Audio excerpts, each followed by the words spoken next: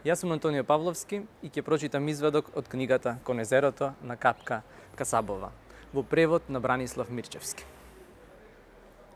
Во оваа книга се раскажува за две древни езера.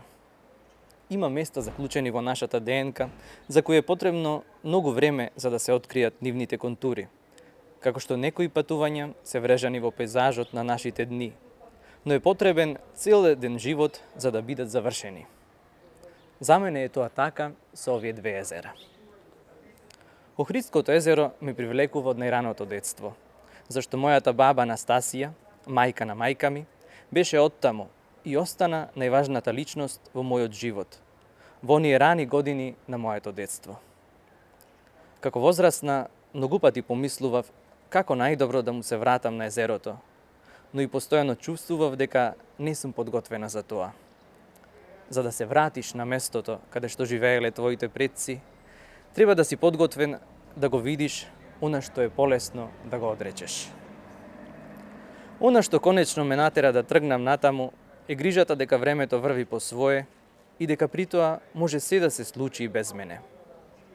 Ако не го разберам животниот пейзаж на мајка ми и незиниот род, со сигурност ќе ги повторам некогашните модели на однесувања.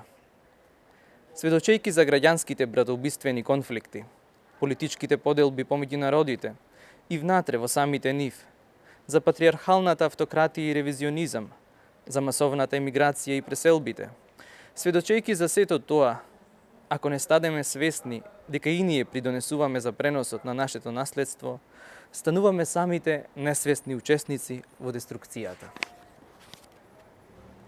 Моите предци со поколенија живееле покрај езерото. Верував дека тие се најдобриот начин да му се вратам на пределот, што за моје изненадување се покажа дека не го познавам. Околу езерскиот пейзаж стаил во себе древна природа и богата историја. Тоа е област на извишени врвови и хипнотични длабини, орлици и лозија, бавчи со јаболка и древни култури, почва со тетовирана, се уште нераскажана историја. Неколку години порано го проучував југоистокот на Европа, во потрага по човечките приказни пограничната линија помеѓу Бугарија, Турција и Грција. Езерата го заземаат југозападниот дел на Балканскиот полуостров, исто поделени помеѓу три држави. Езерата близначки, Охридското и Преспанското, се вградени дијаманти во планинските дипли на Западна Македонија и Источна Албанија. Близу се до Јадранското и Егејското море, но како и да помислиш да им придеш, тие не се близу до ништо, дури ни меѓусебно. Треба да се совладаат високопланинските гребени и да се пропадуваат напуштените самотни патишта. Тука поминувала и стратешката римска Вија Егнација, патот на Егнација, на својот пат од Драч на Јадранското море до Константинопол на Босфорот. Подоцна, ортодоксните испостници, манастирите и црквите биле представени во варовникот, а уште подоцна и муслиманските карвансараи и дервишките манастири.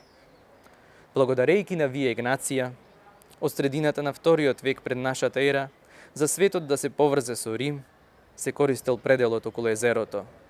Според кажувањата на историчарот Ален Дуселие, повеќе од 20 векови претворајќи се во древниот центар на Балканот.